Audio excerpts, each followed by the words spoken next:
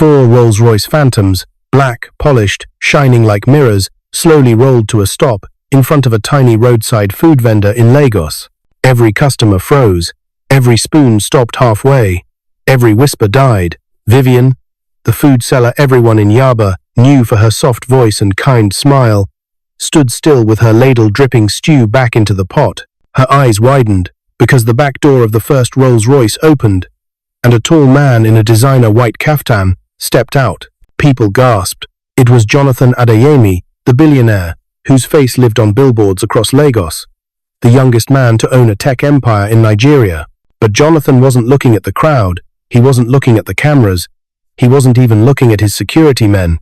His eyes were fixed on her, Vivian. He walked slowly toward her stall under the old canopy, every step calm, silent, intense. And when he finally reached her table, he said something no one expected. Something that made Vivian's hand shake so hard the plate almost fell. He whispered, voice breaking, "Where is the boy?" The entire street went silent. Vivian swallowed hard. Her lips trembled. "Please, madam," Jonathan said again. "I must see Augustine. Where is he?" Before she could answer, a scream tore through the crowd. "Madam Vivian, Augustine is gone." The ladle dropped from her hand, and Jonathan's face changed instantly from calm to fear. Vivian was not rich. She was not powerful. She was not known anywhere, except on the small corner of Queen Street, where she sold rice and stew from 2 old coolers. She lived in a single room with her daughter Elizabeth, a quiet 7-year-old girl who dreamed of becoming a nurse.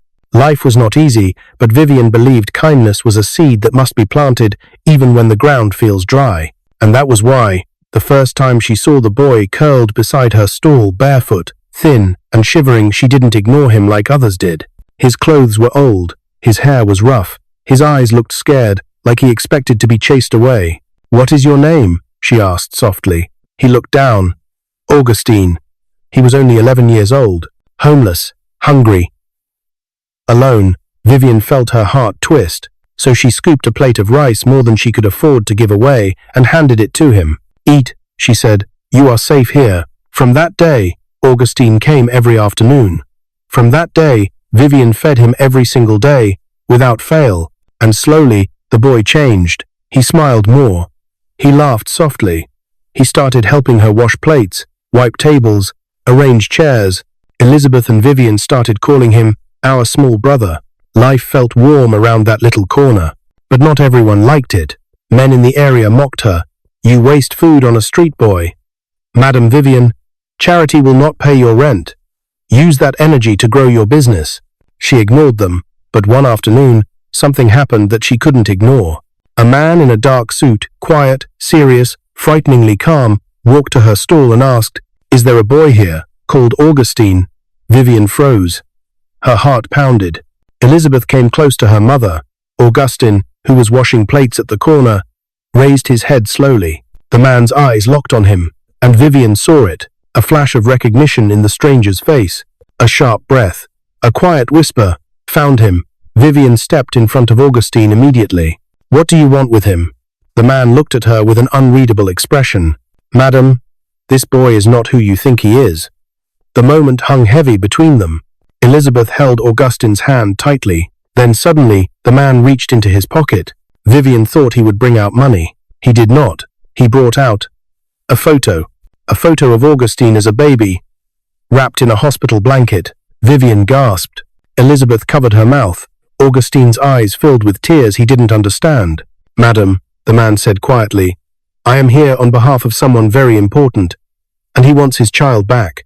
Before Vivian could say a word, the man turned around and walked away, leaving her heart shaking, leaving Augustine trembling, leaving Elizabeth confused, leaving the entire street whispering. And that night, Vivian could not sleep. What did the man mean? Who was looking for Augustine? And why did they wait so long? But just when she thought things could not get stranger, the next morning, Augustine didn't show up. He didn't come at noon. He didn't come in the evening. By nightfall, Vivian started to panic. And then, the next day, 4 Rolls-Royce Phantoms stopped in front of her stall. The doors opened, and Jonathan Adeyemi, the billionaire, stepped out, looking like a man searching for something more important than money. And he asked her, with a voice that felt like it was carrying years of pain, "Where is the boy?" Vivian's breath shook. Jonathan Adeyemi, one of the richest men in Nigeria, was standing inside her small food stall, under her old canopy, looking nothing like the powerful man people saw on TV. His voice was soft but frightened. "Madam, please, where is Augustine?" Vivian swallowed hard. Her hands trembled so much she had to hold the edge of the table. "Sir, Augustine did not come yesterday," she whispered. Jonathan's chest rose sharply. "What do you mean? One of your men came 2 days ago." Vivian continued, voice shaking. "A man in a dark suit. He said someone important was looking for him." Augustine got scared. Jonathan turned slowly. His security guard stiffened. His jaw tightened. Then he whispered, almost to himself, "Not again." Vivian looked confused. "Sir, I don't understand. Who are you to this boy?" Jonathan turned back to her eyes, filled with something she didn't expect. "Pain, regret, hope." "Madam," he said quietly, "I have been searching for Augustine for 11 years. Elizabeth gasped. Vivian froze. But Jonathan wasn't done. He gestured toward the Rolls Royces behind him. "Everything you see out there, every car, every guard, every resource." His voice cracked. "I brought them out because this is the first real lead I have had since he disappeared." Vivian blinked fast, confused. "Disappeared?" Jonathan nodded. "Augustine is my son." The entire roadside fell silent. A spoon dropped from someone's hand. Another person covered their mouth. A man who had been eating quietly stood up, stunned. But Vivian felt her heart twist painfully. "Son? This little boy? The same boy who washed plates every evening? The same boy who shared jokes with Elizabeth? The same boy who slept beside her stall when he had nowhere else to go?" She felt her knees weaken. Elizabeth whispered, "Mummy, is it true?" Vivian didn't answer. She couldn't. She just stared at Jonathan, searching his face, looking for the truth. Jonathan didn't look like he was lying. He looked like a man who had carried a wound for too long. "Sir," Vivian whispered, How did you lose him?" Jonathan closed his eyes for a moment. His voice lowered. "His mother, Evelyn, she left home with him when he was just a baby. We had a misunderstanding. She left before I could fix it." His throat tightened. "They got into an accident on 3rd Mainland Bridge. She died. The baby survived." Vivian's chest tightened. Jonathan continued, voice shaking. "But before help came, someone took the boy. Someone kidnapped him from the scene. No one saw his face. No cameras recorded anything." He looked around helplessly. "I was only 31. I looked for him everywhere. I searched every state. I paid detectives for years. I never stopped." Vivian felt tears gather in her eyes. This story wasn't just sad. It was heartbreaking. "But sir," she whispered, "how do you know Augustine is your child?" Jonathan removed something from his pocket. A tiny silver anklet, bent, old, scratched. Vivian gasped quietly. Elizabeth's eyes softened. Jonathan's hands shook as he held it. This anklet was on his leg the day he was born. It has his initials, A for Augustine Adeyemi. His voice was soft. "Madam, your boy is the only one I have seen with that same mark on his ankle." Silence. Real, heavy silence. Then, a little boy ran past the stall shouting, "Auntie Vivian." "They saw Augustine near Tejuosho Market this morning." Vivian jumped. Jonathan's heart almost burst. "Where exactly?" Jonathan asked loudly, stepping forward. The boy pointed toward the busy market road. Near the big bus stop, he was sitting with shoe shiners. Jonathan didn't wait. "Everybody inside the cars," he ordered sharply. Security guards ran. Drivers scrambled. Engines roared. Vivian also grabbed her wrapper and turned to run. "Madam, wait," Jonathan called. "You cannot go alone. Come with me." Before she could respond, Elizabeth held her mother's hand tightly. "Mummy, please, let's find him." Vivian nodded. Jonathan opened the Rolls Royce door for them, something no one ever imagined a billionaire would do at a roadside stall. Vivian hesitated for half a second. Her heart pounded, but Augustine was out there, scared, alone, running from something none of them yet understood. She stepped inside. Elizabeth followed. Jonathan got in last. As soon as the door closed, He whispered to the driver, "Move, now." The convoy of 4 Rolls Royces surged forward. The entire street watched in shock as the cars disappeared into the busy Lagos road. Vivian's hands shook. Jonathan's breathing was uneven. Elizabeth looked out the window, praying silently. Then, just as they crossed into the market area, a loud sound cut through the air. A scream, a crowd running, and Jonathan's driver hit the brakes so hard everyone jerked forward.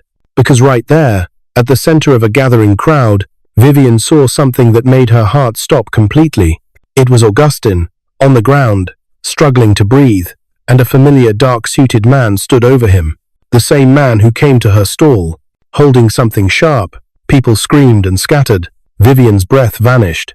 Elizabeth grabbed her mother's arm. Jonathan threw his door open before the driver even stopped the car. He ran. Vivian ran after him. Elizabeth ran too, her heart shaking.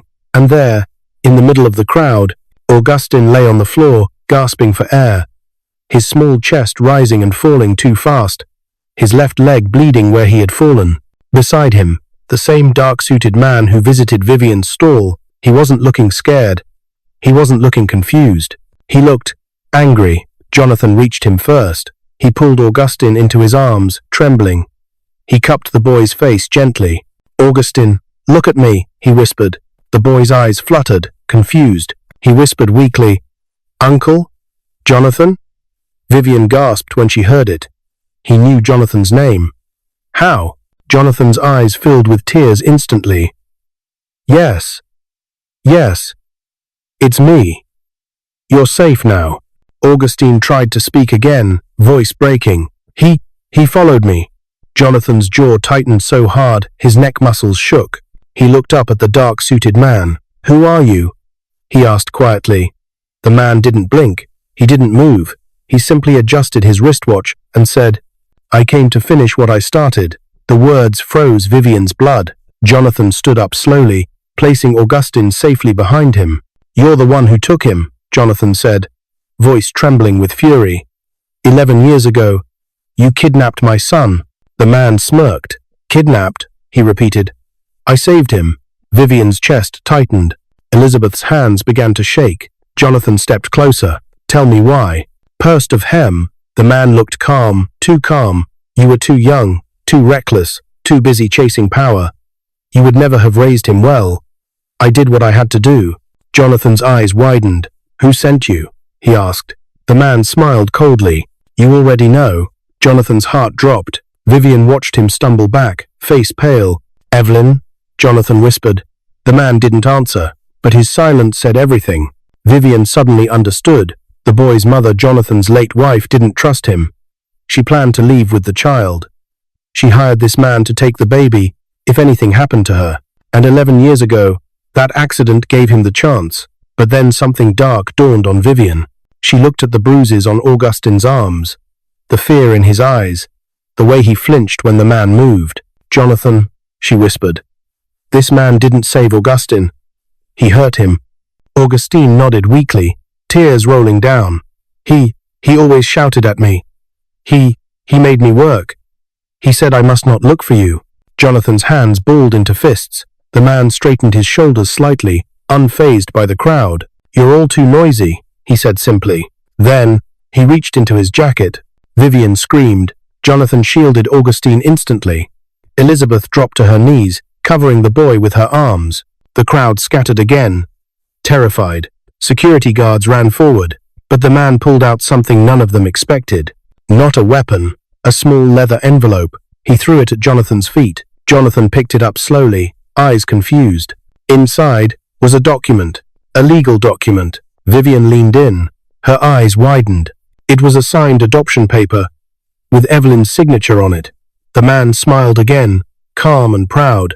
"You are not the boy's father anymore," he said softly. "Not legally." Jonathan's mouth trembled. No, this can't be real." Vivian took the paper and read it carefully. Her face turned cold. "Jonathan," she whispered, "this signature is forged." The man's smile dropped. Jonathan looked up sharply. "How do you know?" Vivian looked at him with steady eyes.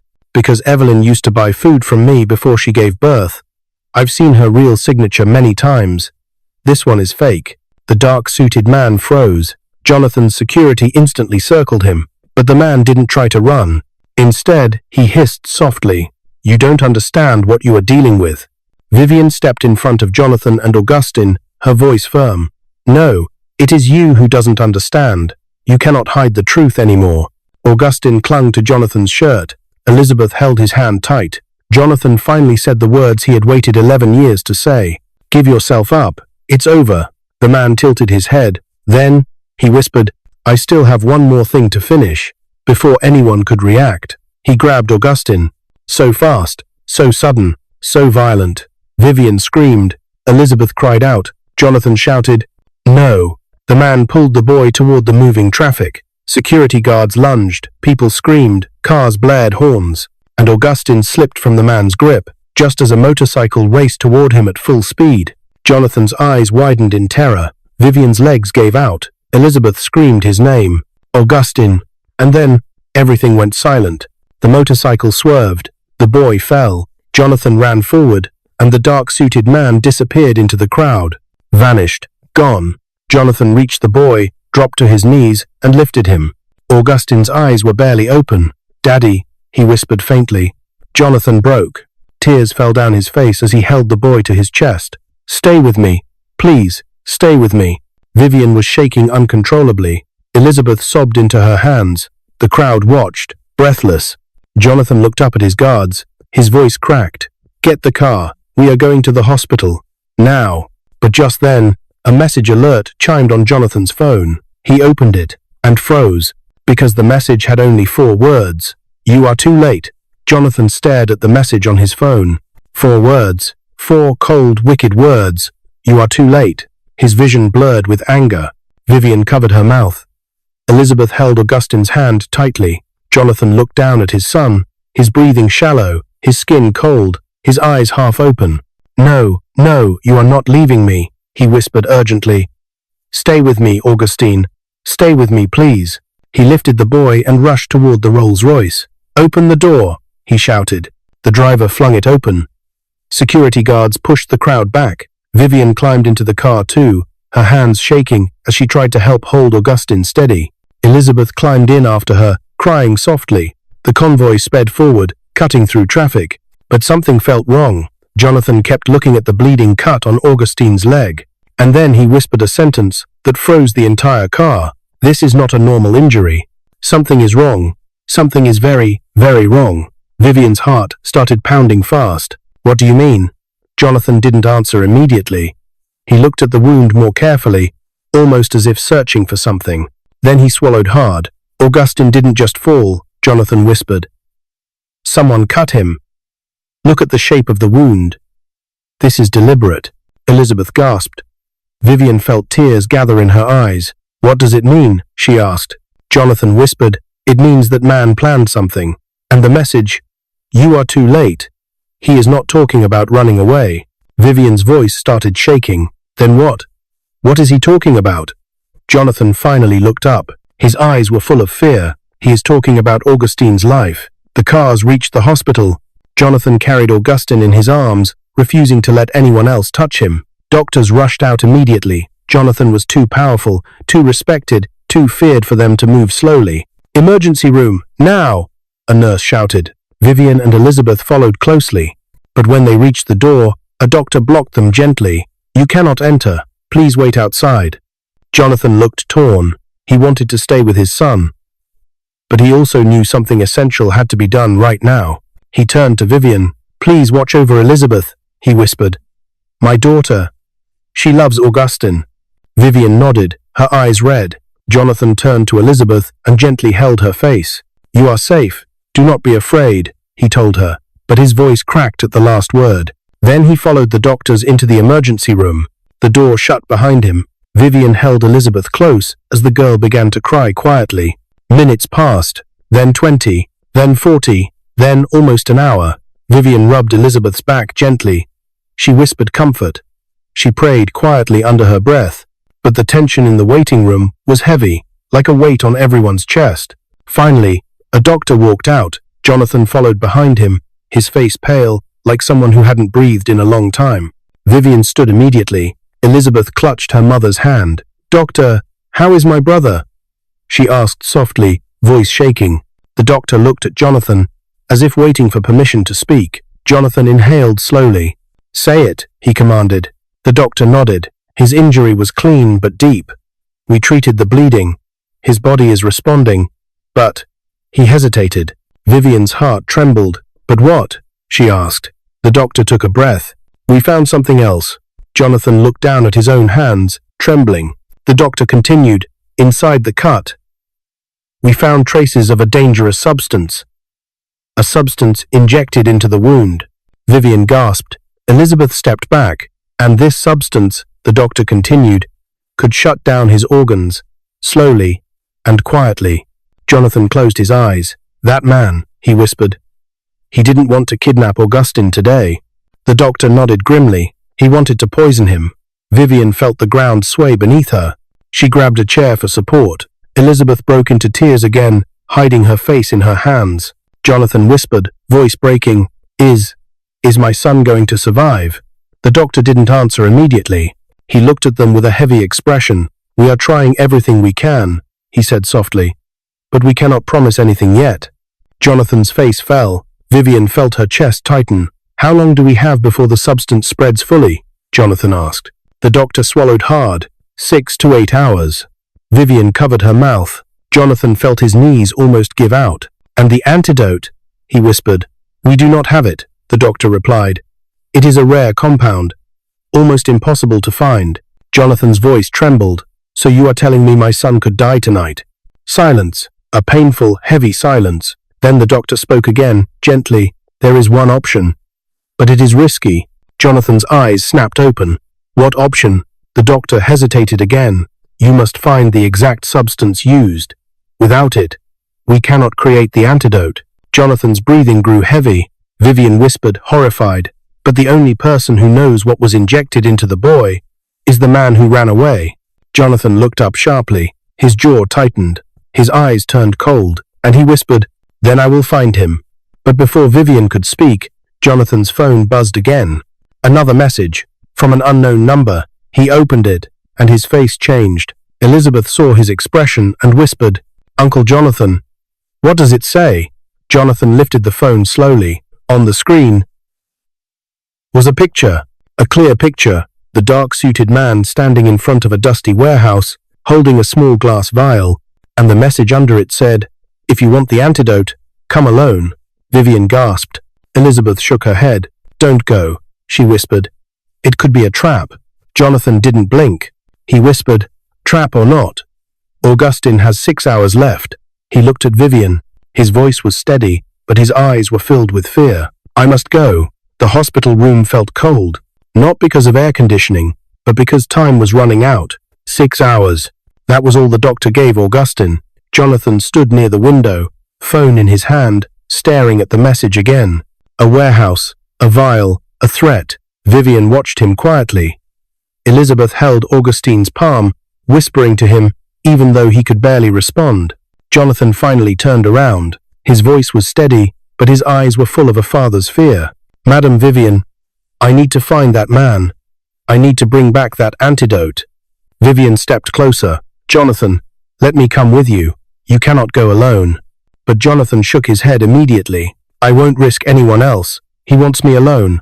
I will go alone." Elizabeth looked up from Augustine's bedside. Her voice was small, trembling. "Please, bring my brother back." Jonathan walked to her gently, knelt, and brushed her tears with his thumb. "I promise you," he whispered, "I will bring him back alive."